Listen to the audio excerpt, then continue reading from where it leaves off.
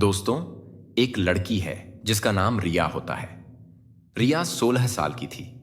एक दिन उसने अपने पिता से कहा, पापा जी, मुझे एक कुत्ता चाहिए। मैं एक कुत्ता पालना चाहती हूं। कृपया कहीं से एक कुत्ता खरीद कर मुझे दे दीजिए। रिया अपने माता पिता की लाडली थी। वह इकलौती बेटी थी, इसीलिए उसके माता पिता उसकी हर इच्छा पूरी करते थे। उसे जो भी चीज चाहिए होती थी उसे दे देते थे। फिर एक दिन वे बाजार जाते हैं, वहां से एक छोटा कुत्ता ले आते हैं और रिया को दे देते हैं। वह कुत्ता रिया के साथ रहना शुरू कर चुका था। रिया भी उससे खूब घुल मिल गई। खैर साथियों, लगभग 1 साल बीत जाता है। 1 साल बाद कुत्ता भी बड़ा हो जाता है और एक दिन रिया कुत्ते के साथ कुछ गलत करने लगती है। ऐसा लगता है कि वह उसके साथ रिश्ता बना रही है। तभी अचानक रिया के साथ कुछ ऐसा हो जाता है। साथियों, जब आप जानेंगे तो आप हैरान हो जाएंगे। आपके पैरों के नीचे से जमीन खिसक जाएगी। इसीलिए साथियों, आप इस कहानी में अंत तक बने रहेंगे, क्योंकि यह कहानी आपको एक बहुत बड़ी सीख देने वाली है। साथियों, हमारी आप सभी से एक छोटी सी रिक्वेस्ट है। अगर आपने अभी तक हमारे चैनल को सब्सक्राइब नहीं किया है तो चैनल को सब्सक्राइब करें और वीडियो को लाइक करें। जितने भी साथियों को पसंद हो, हमारे इस वीडियो को लाइक करें। आप जहां से भी देख रहे हैं, इस वीडियो के कमेंट में अपना नाम और अपने शहर का नाम जरूर लिखें। चलिए दोस्तों, शुरू करते हैं और बताते हैं कि पूरी कहानी क्या है। दरअसल साथियों, सच्ची कहानी जम्मू की है। जम्मू में एक कॉलोनी है जिसका नाम प्रेम गली कॉलोनी है और इस प्रेम गली कॉलोनी के अंतर्गत एक छोटा सा परिवार रहता था। परिवार में रिया नाम की एक लड़की अपने माता पिता के साथ रहती थी। रिया अपने माता पिता की इकलौती बेटी थी। वह करीब 16 साल की थी और अभी 10वीं क्लास में पढ़ रही थी। रिया पढ़ाई में इतनी होशियार थी कि उसे हर विषय में बहुत अच्छे अंक मिलते थे। रिया को किसी से ज्यादा मतलब नहीं था। वह सिर्फ पढ़ाई पर ध्यान देती थी। रिया खुद पर ध्यान देती थी। वह इतनी चतुर, विनम्र और बहादुर थी कि हर काम बड़ी सहजता और सरलता से करती थी। इसीलिए उसके माता पिता उससे बहुत खुश रहते थे। उनका अपनी बेटी को पढ़ाने का सपना था और एक अच्छी अफसर या डॉक्टर बनेगी, इसलिए वह उसकी हर इच्छा पूरी करते थे। रिया जो भी चीज मांगती वह उसे लाकर दे देते थे। रिया ने भी मन लगाकर पढ़ाई कर रही थी और उसका भी एक अधिकारी बनने का सपना था। साथियों, रिया के पिता एक कंपनी में काम करते थे। उनकी सैलरी अच्छी थी। वह सुबह 9 बजे अपनी ड्यूटी के लिए निकल जाते थे। सुबह और शाम को 5 बजे आते थे। रिया की मां भी बच्चों को पढ़ाने के लिए पास के एक स्कूल में जाती थी और सुबह 9 बजे निकल जाती थी और 5 बजे वापस आती थी। और रिया अपने स्कूल के लिए 10 बजे निकलती थी और 2 बजे वापस आती थी। इस तरह उनका जीवन बहुत अच्छा चलने लगता है। किसी भी तरह की कोई दिक्कत नहीं थी। एक दिन रिया अपने स्कूल जाती है।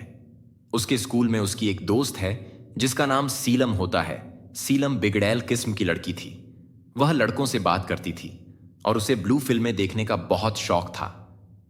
एक दिन सीलम ने रिया से पूछा, क्या तुमने कभी ब्लू फिल्म देखी है? रिया उससे कहती है कि मैंने ऐसी कोई फिल्म नहीं देखी है और न ही मुझे यह पसंद है। सीलम उसे समझाते हुए कहती है कि एक बार आप यह फिल्म देखोगे तो आपकी जिंदगी बदल जाएगी। तुम्हें यह बहुत पसंद आएगी। तब रिया उससे कहती है कि क्या सच में यह ऐसी फिल्म है जिसे देखने के बाद मेरी जिंदगी बदल जाएगी? फिर सीलम उसे एक वेबसाइट का नाम देती है और वह कहती है कि जब आप इस वेबसाइट को अपने फोन पर खोलेंगे तो उन वीडियो पर कुछ वीडियो दिखाई देंगे।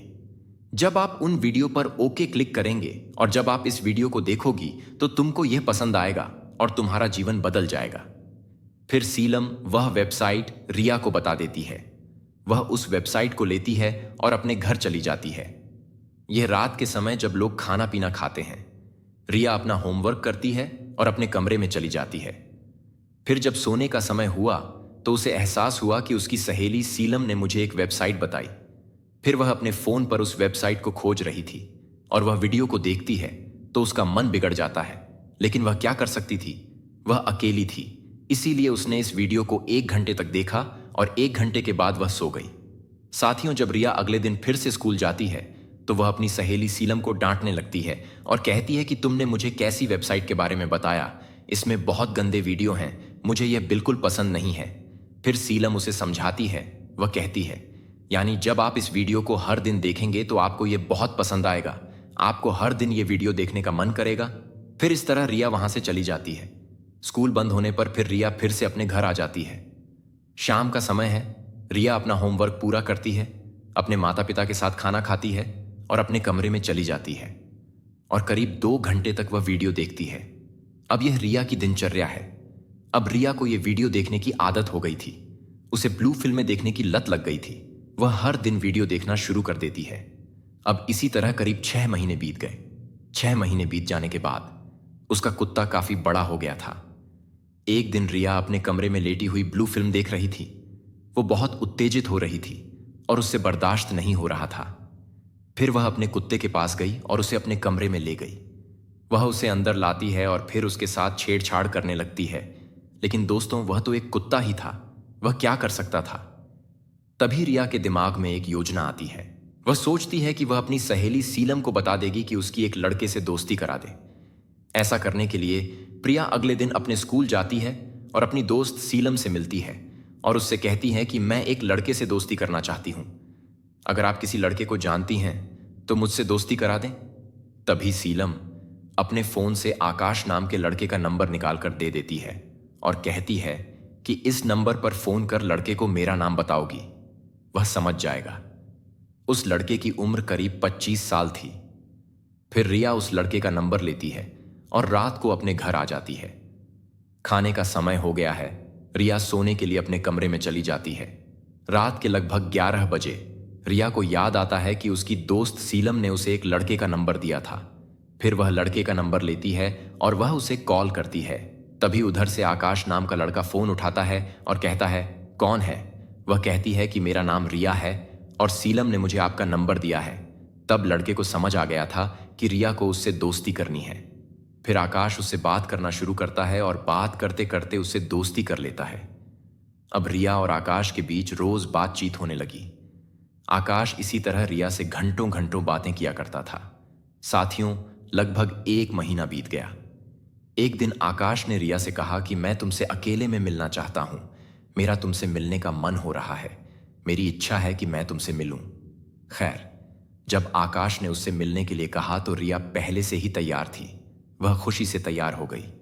वह उछल पड़ती है और आकाश से कहती है कि जब मुझे मौका मिलेगा तो मैं तुम्हें फोन करूंगी और तुम मेरे घर आना।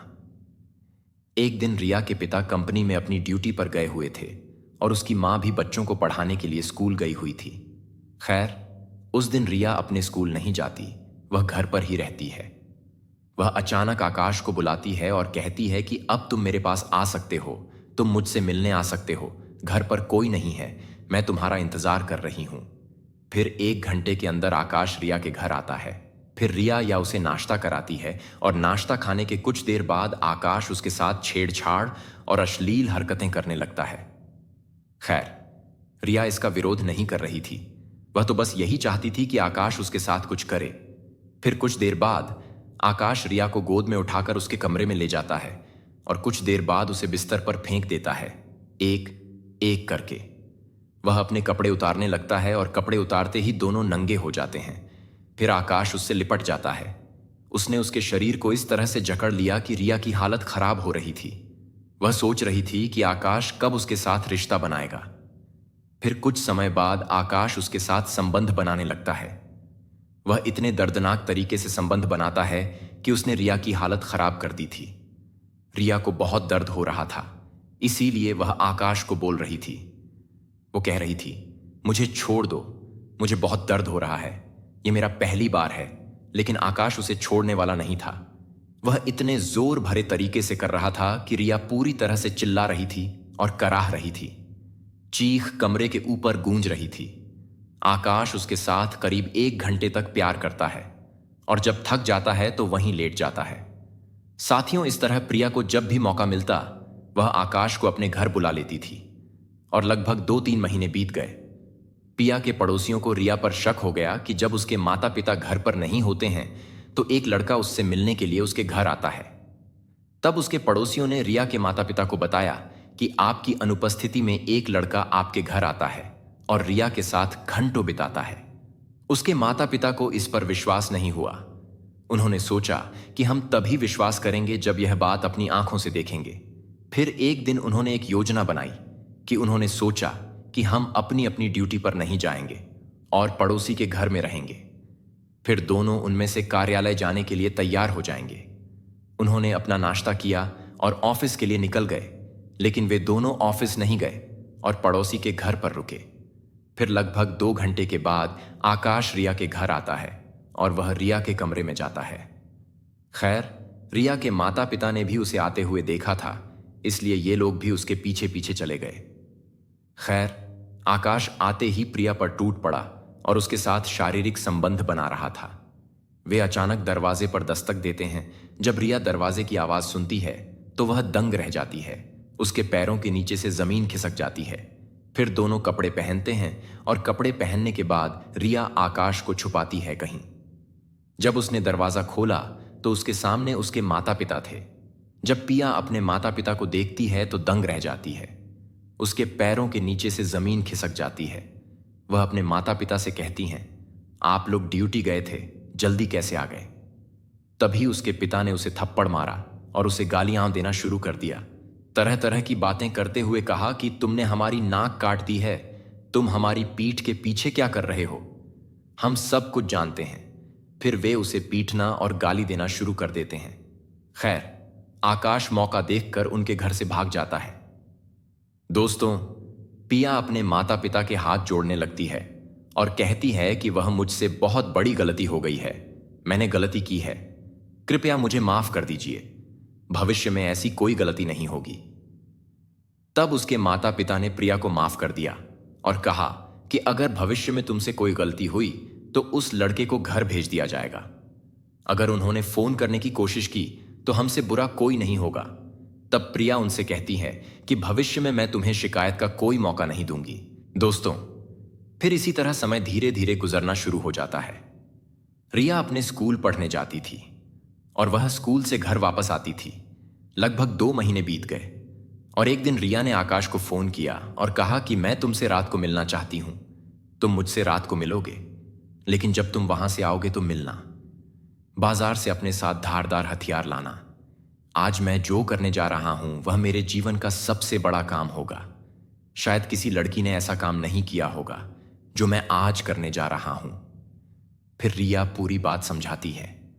फिर आकाश बाजार जाता है और वह एक धारदार हथियार खरीदता है और फिर रात के लगभग 12 बजे आकाश उसी हथियार के साथ रिया के घर पहुंचता है। रिया अपना दरवाजा खोलती है और आकाश को अंदर ले जाती है। तब रिया उससे कहती है कि अब समय आ गया है। इस काम को पूरा करने के लिए मैंने अपने माता पिता के खाने में नशीला पदार्थ मिला दिया है। वे सो रहे होंगे और उठ नहीं पाएंगे और 1 घंटे के अंदर तुम इस काम को पूरा करके यहां से वापस चले जाओगे। आकाश और फिर रिया अपने माता पिता के कमरे में जाती है और वहां जाने के बाद वह जो खूनी खेल खेलता है उसके बारे में किसी को कोई अंदाजा नहीं था, न पड़ोसियों को, न ही किसी और को, बल्कि दूर बैठे कुत्ते को। आकाश यह सब देख रहा था और उन्हें इतनी बेरहमी से मारता है कि पूरा कमरा खून से भर जाता है। जिसके बाद वह रिया के पास जाता है और पूरी कहानी बताता है कि उसने काम पूरा कर लिया है। फिर रिया उसे अपने कमरे में ले जाती है और दोनों एक दूसरे से प्यार करने लगते हैं और कुछ देर बाद संबंध भी बनाते हैं। आकाश उसके साथ करीब 2 घंटे तक करता है और जब वह थक जाता है तो लेट जाता है और सुबह करीब 4 बजे वहां से चला जाता है। दोस्तों, सुबह 6 बजे के करीब रिया चीखने चिल्लाने लगती है। उसकी चीखें सुनकर आस पड़ोस के लोग उसके घर आते हैं और जब यह दृश्य देखते हैं तो उनके पैरों के नीचे से जमीन खिसक जाती है और उनके रोंगटे खड़े हो जाते हैं। वे रिया से पूछ रहे थे, ये कैसे हुआ? तभी रिया ने एक कहानी बना दी थी। वह कह रही थी कि घर में चोर घुस आए थे और उन्होंने चोरी कर ली। उन्होंने मेरे माता पिता की बेरहमी से हत्या कर दी और यहां से चले गए। मैं अपने कमरे में सो रही थी। मुझे इसके बारे में कुछ नहीं पता था, लेकिन रिया ने यह कहानी पड़ोसियों को बता दी थी। पड़ोसियों को इस कहानी पर विश्वास नहीं हो रहा था। फिर पुलिस को बुलाया जाता है। वह रिया से पूछताछ करने लगती है। पड़ोसी कुछ नहीं बताते। उनका कहना है कि भाई, हम रात को सो रहे थे, हमें तो कुछ पता नहीं, लेकिन एक शख्स पुलिस को ऐसी सूचना दे देता है। उसका कहता है कि एक लड़का अक्सर रिया से मिलता है। रिया के घर आता था और अक्सर घंटों के लिए उसके घर जाता था। एक दिन रिया और उसके माता पिता का झगड़ा हो गया। उन्होंने रिया को खूब पीटा और खूब समझाया। हमें लगता है कि रिया ने ही यह सब किया होगा। साथियों, फिर पुलिस रिया के पास जाती है और उससे पूछताछ शुरू करती है और कहती है कि यह सब कैसे हुआ। फिर जो कहानी रिया ने पड़ोसियों को बताई थी, उसने पुलिस को भी यही कहानी बताई और कह रही थी कि मेरे घर में चोर घुस आए, चोरी की और मेरे माता पिता की निर्मम तरीके से हत्या कर दी। लेकिन पुलिस यह समझ ही नहीं पाई कि दरवाज़ा कब खुला, घर अंदर से बंद था, बाहर से चोर कैसे घुसे। पुलिस को समझ नहीं आ रहा था कि वे उसे कैसे चुरा कर ले जा सकते हैं। तभी दूर बैठा रिया का कुत्ता रिया को देखकर लगातार भौंक रहा था। वह पुलिस को कुछ बताने की कोशिश कर रहा था। तब पुलिस को भी पूरा भरोसा हो गया। साफ था कि रिया के अंदर कुछ तो गड़बड़ है। उसने अपने माता पिता के साथ कुछ किया होगा। फिर कुछ देर बाद पुलिस इन दोनों शवों का पंचनामा तैयार करती है और उन्हें पोस्टमार्टम के लिए भेज दिया जाता है। फिर पुलिस सोचता है कि रिया की कॉल डिटेल निकलवाई जाए।